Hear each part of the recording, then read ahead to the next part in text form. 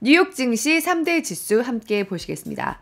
네, 보시는 것처럼 어제의 급락세를 거의 고스란히 회복했습니다. 나스닥은 아직 15,000선을 회복하지는 못했지만 그래도 1.26% 오르면서 14,963.87로 15,000선 바로 밑에서 장을 마쳤습니다. 그리고 S&P 500 다시 4,700선을 회복했습니다. 1.03% 오르면서 4,746.75로 장을 마쳤고요. 다우존스도 0.87% 올랐습니다. 월가에서는 어제의 급락에 대해서 전형적인 강세장에서 나타나는 기술적 조정이었다는 평가가 나왔습니다. 간밤에는 미국의 3분기 성장률 확정치가 나왔습니다. 전기 대비 연율 환산했을 때 4.9%로 집계됐습니다. 미국은 이런 식으로 GDP 성장률을 발표하는데요. 우리나라도 그렇지만 미국도 GDP같이 거대한 숫자는 한 번 계산하기는 좀 어렵습니다. 일단 먼저 정보가 필요하니까 빠르게 한번 발표하고 3번에 걸쳐서 발표합니다. 일단 속보치, 그리고 나서 잠정치, 마지막으로 확정치로 수정해 나가는 거죠. 근데 지난달에 발표된 미국의 3분기 성장률 잠정치는 5.2%였습니다. 이게 0.3%포인트 하향 조정된 겁니다. 어디서 이렇게 차이가 났냐 다시 계산해 봤더니 미국 정부가 얘기한 거는 소비 지출이 하향 조정된 게 주로 반영됐다고 밝혔습니다. 3분기에 미국인들 개인 소비 지출 PCE가 전 분기 대비 3.1% 증가한 걸로 나와서요. 잠정치에서 나왔던 3.6% 증가했다는 것보다 하향 조정된 겁니다.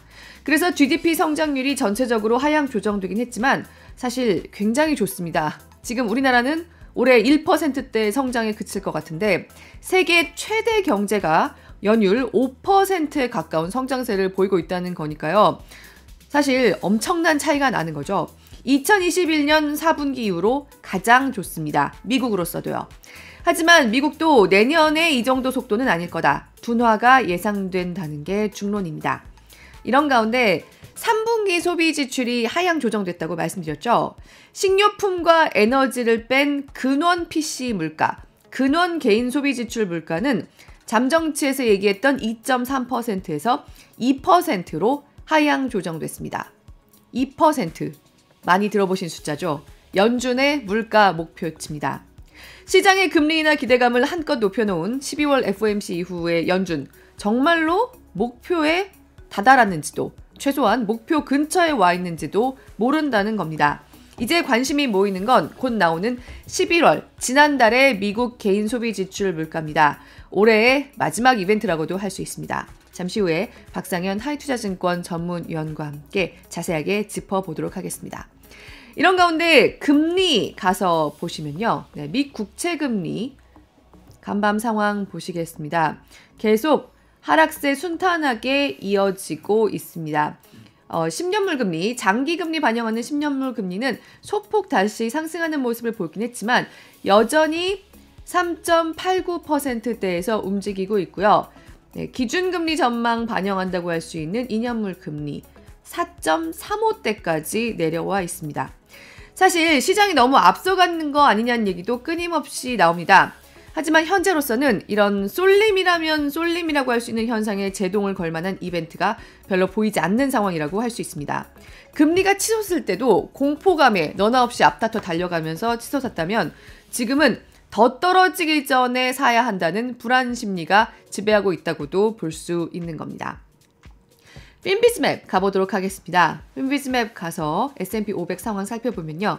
네, 전형적인 랠리 분위기 속에서 모두 초록초록하게 올랐습니다. 하지만 애플이 좀 멈칫했죠. 크게 움직였다고는 할 수 없지만 소폭 하락 마감했습니다. 애플은 특허권 침해 문제로 최신 애플워치 기종들에 대한 판매를 중단했죠. 온라인 스토어에서도 일제 내렸다는 뉴스 들어와 있습니다. 그리고 종목판 가서 보시면요. 종목판 가서 함께 보도록 하겠습니다. 네, 어제 아침에 마이크론 실적 나온 것 전해드렸습니다. 예상보다 훨씬 선방했다고 말씀드렸는데요. 이게 어제, 그러니까 뉴욕 증시로 따지자면 어제 장 종료 이후에 실적 발표가 나왔었습니다. 그래서 장외에서 한참 오르고 있는 모습을 전해드렸었는데 이 마이크론 호실적에 대한 기대, 간밤 뉴욕 증시에 고스란히 반영됐습니다. 마이크론, 저희가 마이크론이 들어간 장을 준비했었는데 죄송합니다. 지금 그 준비하기 전에 장이 띄워져 있네요. 마이크론 거의 8% 올랐습니다. 그리고 보잉도 소폭 올랐습니다. 보잉은 4년 만에 중국에 자기들의 787기를 인도했다는 소식이 들어와 있습니다. 지금 미중 정상회담 이후에 약속했던 것들이 이행되고 있는 거죠. 미국이 중국에 대한 수출 규제를 지속하고 있지만 한편에서는 미중 사이의 일부 화해 모드도 감지되는 모습입니다. 미국과 중국이 1년 4개월 만에 고위급 군 당국 간의 소통 채널을 복원했습니다. 찰스 브라운 미 합참의장과 류전리 중국 인민해방군 연합참모부 참모장이 영상회담을 열고 글로벌 문제 및 지역 안보 현안들에 대해서 논의했다고 미국 측이 밝혔습니다. 지난해 8월에 낸시 펠로시 당시 미국 하원의장이 대만을 방문했었죠. 이에 대한 보복으로 중국이 대미 군사소통 채널을 단절했었는데요. 1년 4개월 만에 다시 최고위급 군 당국자 간의 소통이 이뤄진 겁니다. 이것 역시 지난달 15일에 조 바이든 미국 대통령과 시진핑 중국 국가주석 사이에 정상회담에서 도출된 합의에 따른 이행입니다. 하지만 미중 갈등 관계는 계속해서 더 복잡한 역학 속에서 움직이고 있는 것이기도 합니다. 일단 미중 정상회담에서 나왔던 합의 내용들은 이렇게 착착 이행되고 있기는 하지만 또 다른 곳에서 새로운 갈등 요인들이 불거지고 있습니다. 블룸버그는 미국이 이제 중국의 첨단 반도체 개발뿐만 아니라 중국산 범용 반도체가 미국 시장에 들어오는 것에 대해서도 대응책을 마련하고 있다고 보도했습니다. 이런 가운데 유가 가서 보시겠습니다. 유가 함께 볼까요? 유가 함께 보시면요. 네, 보시는 것처럼 나흘 만에 하락 마감했습니다. WTI 서부 텍사스산 중진유 73.89달러로 장을 마쳤습니다. 0.44% 하락했고요. 브렌트유도 0.39% 하락했습니다. 유가는 공급 측면에서 불확실성이 커지고 있습니다. 아프리카의 2대 산유국인 앙골라가 오펙 산유국 회의에서 탈퇴하기로 한 겁니다. 앙골라는 사우디 주도의 오펙 감산 계획에 불만이 아주 컸죠. 원유 수출이 핵심 돈줄인 나라입니다. 많은 산유국들이 그렇지만 앙골라 같은 경우에 사실 감산이 이루어진다고 하면 그야말로 굉장히 뚜렷하게 바로 들어오는 돈이 팍팍 줄어드는 모습을 보게 되기 때문에 앙골라, 콩고 이런 아프리카 산유국들의 반발이 굉장히 컸습니다.